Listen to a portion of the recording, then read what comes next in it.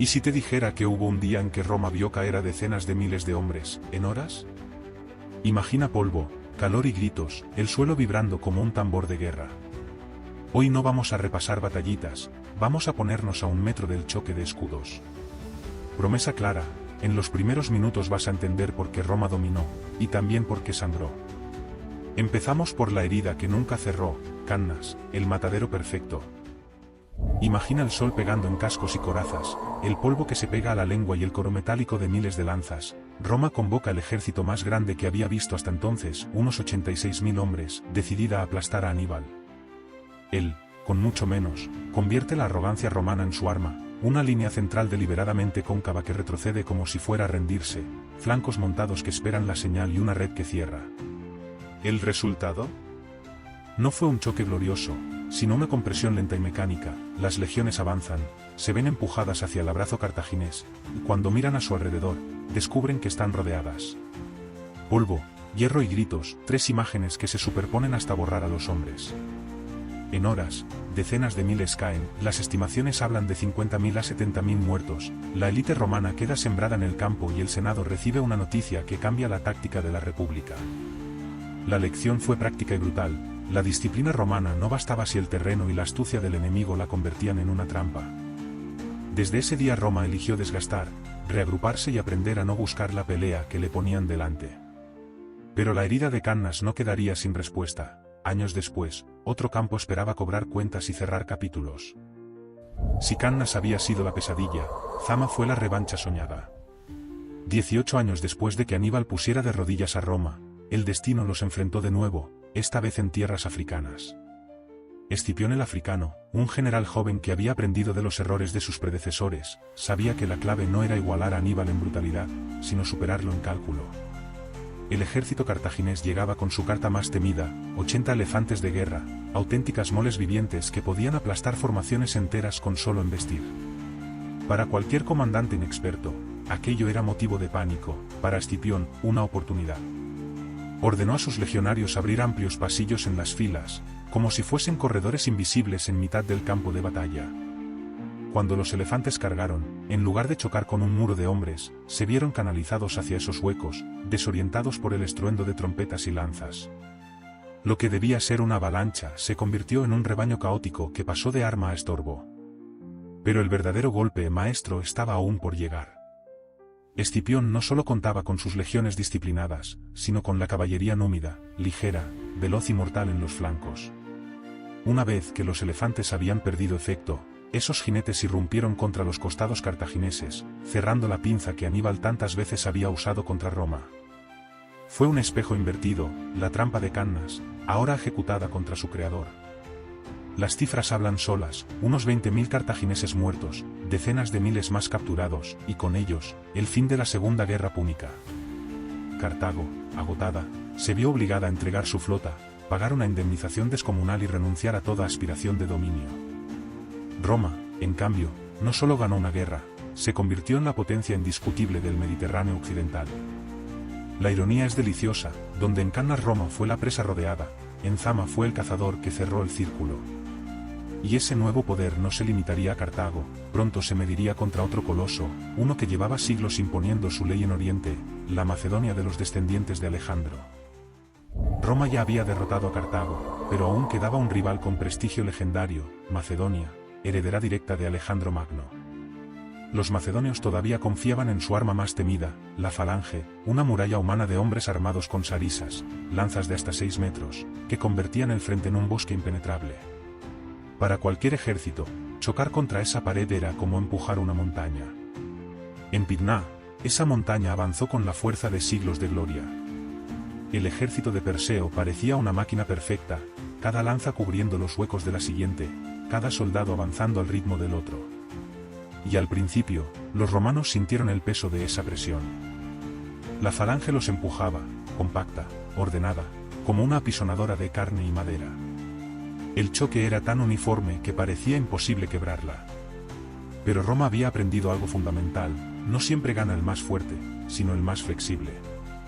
El terreno irregular cerca del río Locris jugó a favor de los legionarios. Pequeñas colinas y desniveles rompieron la geometría macedonia. Bastaba con que una fila se abriera un poco, que una lanza perdiera su alineación, para que el muro perfecto se transformara en un mosaico lleno de grietas. Ahí entró el protagonista silencioso de tantas victorias romanas, el gladius. En un combate cerrado, esa arma corta se convertía en bisturí. Donde la falange necesitaba espacio para maniobrar sus lanzas, los romanos aprovechaban cada hueco para colarse, acuchillar y retroceder. Era una danza brutal a centímetros de distancia, imposible para los macedonios, acostumbrados a mantener al enemigo lejos con sus sarisas. El resultado fue devastador, unos 25.000 macedonios muertos o capturados. El rey Perseo, incapaz de detener la catástrofe, terminó huyendo. Y con esa huida, algo más se derrumbaba, la ilusión de que la falange, la misma que había conquistado medio mundo con Alejandro, seguía siendo invencible. Roma no solo había vencido una batalla, había enterrado un modelo militar que había reinado durante más de un siglo. Tras Pydna, el mensaje quedó claro: la rigidez, por gloriosa que parezca, siempre sucumbe ante la adaptación. Y esa adaptabilidad llevaría a Roma a enfrentarse con enemigos aún más ingeniosos, capaces de usar no solo hombres y lanzas, sino murallas, fosos y pura ingeniería para resistir. El ejemplo perfecto llegaría en la Galia, en la colina de Alesia. La escena parece sacada de una pesadilla. En lo alto de la colina, Vercingetorix y unos 80.000 galos atrincherados, en los valles que rodean Alesia, cientos de miles de guerreros de tribus aliadas marchando en su rescate. Y en medio, apenas 50.000 romanos con Julio César al mando, rodeados por dentro y por fuera. ¿Cómo sobrevives cuando el enemigo te aplasta desde dos direcciones a la vez? La respuesta no estuvo en la fuerza bruta, sino en la ingeniería. César ordenó levantar no una, sino dos murallas concéntricas, la circunvalación, para que los sitiados no escaparan, y la contravalación, para contener a los refuerzos. Entre ambas líneas, una obra de locura, casi 20 kilómetros de fortificaciones dobles, reforzadas con torres cada pocos metros, fosos inundados, empalizadas, trampas ocultas bajo ramas y estacas envenenadas. Una trampa para ratones, pero a escala humana. Imagina al legionario romano, no solo debía luchar, también cavar, levantar muros, clavar estacas, vigilar de noche con el frío calándole los huesos. Era un trabajo interminable que convertía la disciplina en su mejor escudo. Mientras tanto, dentro de Alesia, la desesperación crecía. El hambre empezó a devorar más rápido que las espadas. Se cuenta que los galos expulsaron a los no combatientes, mujeres, ancianos, niños, con la esperanza de que los romanos los dejaran pasar. César no lo permitió. Quedaron atrapados entre dos muros, muriendo lentamente en la tierra de nadie. Una de las escenas más crudas de toda la conquista. Y llegó el clímax. Los refuerzos galos, entre 200.000 y 250.000 hombres, lanzaron ataques desesperados desde el exterior. El suelo temblaba con el galope de caballos y los gritos de guerra. Dentro, Vercingetorix coordinaba salidas al mismo tiempo. Roma estaba literalmente en un sándwich mortal. Hubo un momento en que la línea romana estuvo a punto de quebrarse, pero César jugó su última carta, lanzó a su caballería germana contra los atacantes exteriores. El golpe fue tan contundente que los refuerzos se desmoronaron, y con ellos, la esperanza de la Galia. El desenlace fue inevitable. Vercingetorix, vestido con su mejor armadura, bajó de la colina y se entregó personalmente a César. Alesia no solo selló el destino de la Galia, también catapultó la carrera de su conquistador. César ya no era solo un general victorioso, se convirtió en un hombre con aura de invencible. Con Alesia, Roma demostró que no necesitaba tener más soldados para ganar, solo mejor disciplina y organización. Pero lo que se resolvió en esa colina francesa tendría consecuencias aún mayores. La república empezaba a tensarse hasta el límite, y pronto las batallas no serían contra enemigos extranjeros, sino entre romanos contra romanos. La guerra civil llamaba a las puertas de Filipos. Si Alesia había mostrado el poder de un César en ascenso, Filipos reveló las consecuencias de su ausencia. Tras el asesinato de Julio César en el Senado, los conspiradores pensaban haber salvado la república.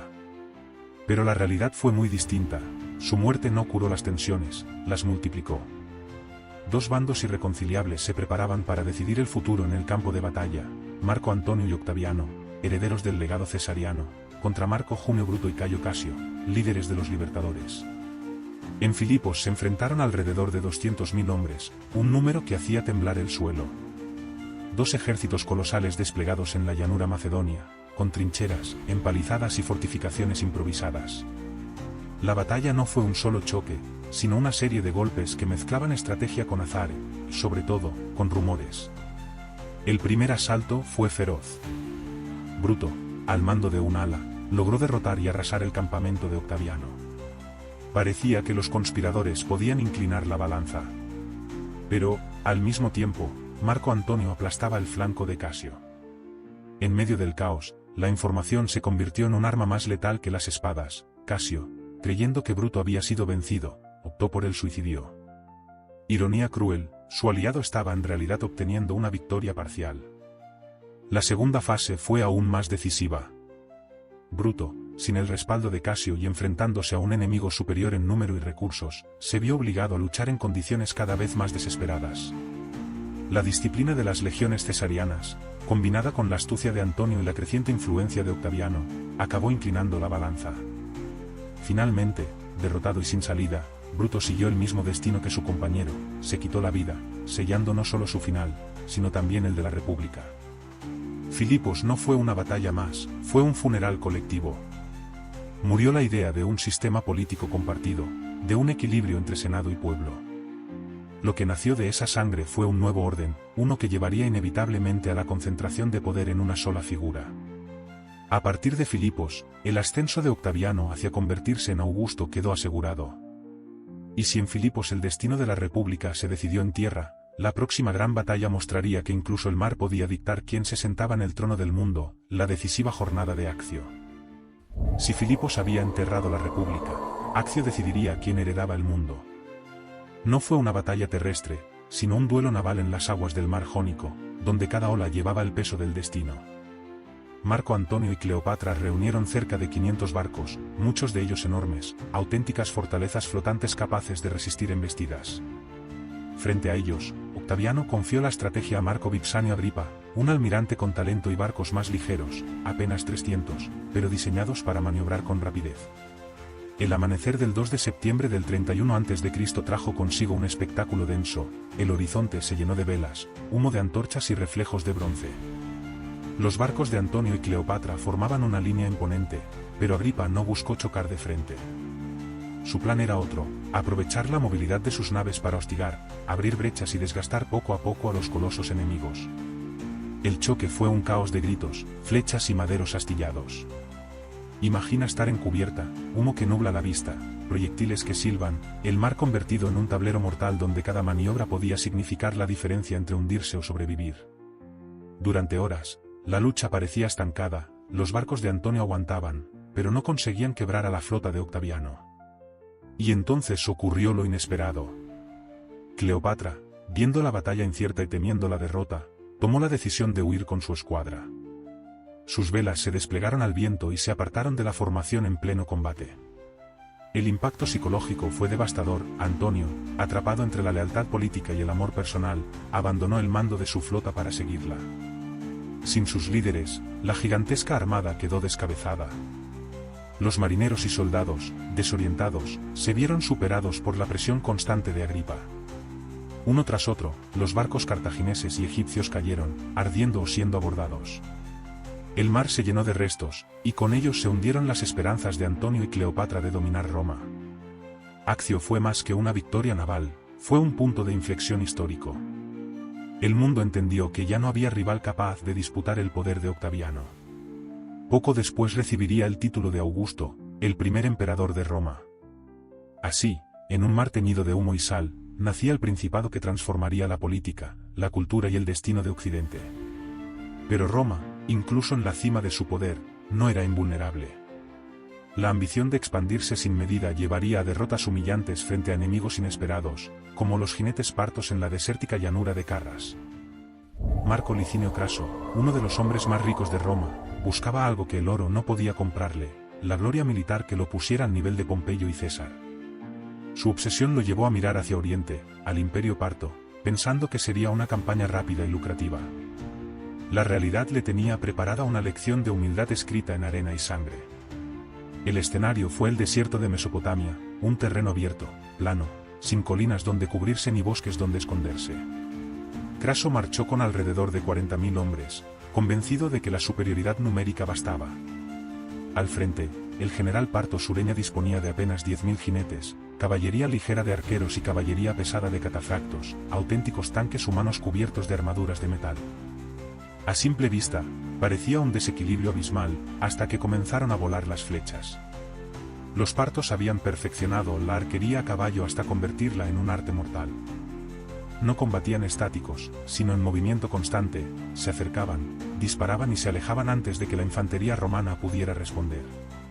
Cada lluvia de proyectiles encontraba blancos seguros en las formaciones apretadas de legionarios, que avanzaban sin poder alcanzar a un enemigo que jugaba con la distancia.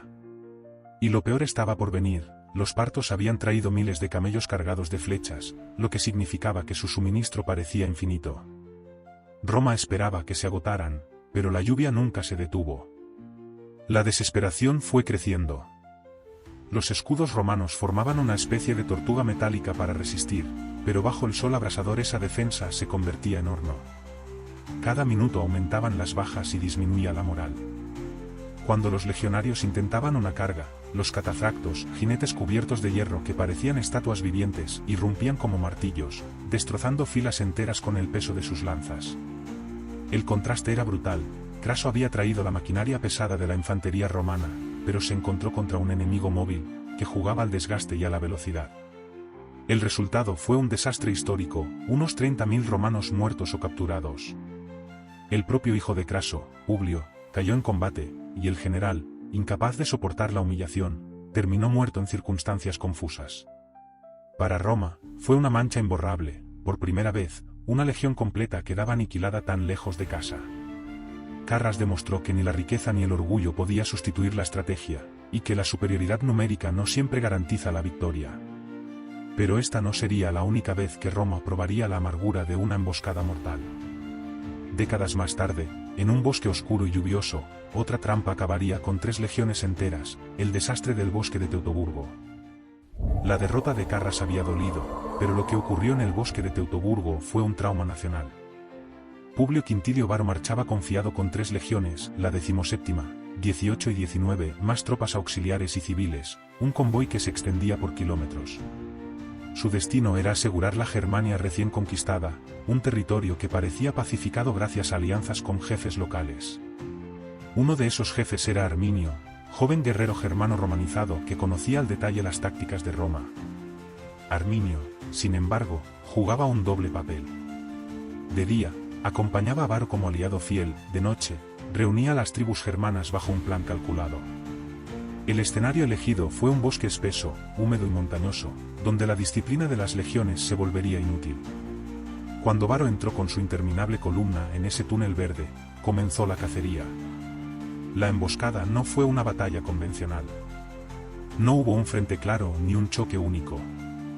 Durante varios días, los germanos atacaron en oleadas, aprovechando cada curva del camino, cada pantano, cada árbol caído para hostigar a los romanos. La lluvia convirtió los senderos en ríos de barro, las armas se oxidaban, los carros quedaban atascados. El famoso orden romano se desmoronó, las legiones quedaron fragmentadas, incapaces de formar su impenetrable testudo.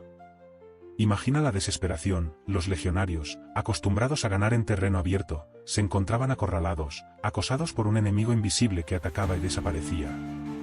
Los proyectiles caían desde las copas de los árboles, las emboscadas surgían de la niebla, y cada día el número de bajas aumentaba. El bosque se convirtió en una trampa sin salida, un laberinto mortal del que no había forma de escapar. Cuando la situación se volvió insostenible, Varo optó por el suicidio. Sus oficiales lo imitaron, y las legiones fueron masacradas hasta el último hombre. Las águilas legionarias, el símbolo sagrado de Roma, cayeron en manos germanas. Para el imperio, perder hombres era doloroso, pero perder sus águilas era insoportable, un golpe a la moral y al prestigio. La noticia llegó a Augusto, que según cuentan las crónicas, golpeó su cabeza contra las paredes y gritó desesperado: «Varo, devuélveme mis legiones».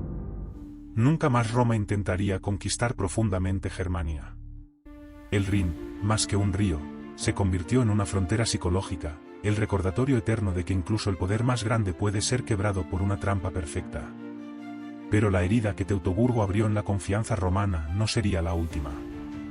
Siglos después, otra batalla revelaría que las legiones ya no eran invencibles. En Adrianópolis, un emperador entero se perdería en el caos de la caballería goda. 4 siglos después de Cannas y Teutoburgo, Roma volvió a revivir el sabor amargo de la derrota. El imperio ya no era aquel engranaje perfecto de legiones disciplinadas y generales audaces. En el 378 a.C., bajo el reinado del emperador Valente, el poder romano se enfrentaba a un enemigo nuevo y a la vez viejo, los godos, pueblos nómadas que buscaban refugio dentro de las fronteras imperiales, pero que terminaron rebelándose por abusos y traiciones. El escenario fue Adrianópolis, en Tracia. Valente, impaciente y ansioso por la gloria, decidió no esperar a los refuerzos de su sobrino Graciano. Tenía alrededor de 40.000 hombres, convencido de que eran suficientes para doblegar a los godos antes de que su prestigio quedara eclipsado por otro emperador. El día era abrasador, y las legiones marcharon exhaustas bajo un sol despiadado, sin tiempo para descansar ni para organizarse en condiciones. Los godos, dirigidos por Fritigerno, estaban atrincherados en un campamento protegido por carros, pero en realidad jugaban a ganar tiempo. Su caballería pesada, el verdadero martillo de la batalla, aún no había regresado al campamento. Cuando los romanos lanzaron su ataque, al principio parecía que la victoria estaba cerca. Pero en ese instante, como un giro de teatro perfectamente ensayado, apareció la caballería goda en masa. Fue como abrir una puerta giratoria por los flancos, los jinetes entraron en tromba, golpeando a los romanos desde los costados y la retaguardia. La infantería, apretada y sofocada por el calor, no tuvo espacio para maniobrar. El testudo y la disciplina que tantas veces habían salvado a Roma se convirtieron en una prisión mortal. La caballería giraba y cargaba una y otra vez, deshaciendo las líneas como si fueran barro. El desastre fue total.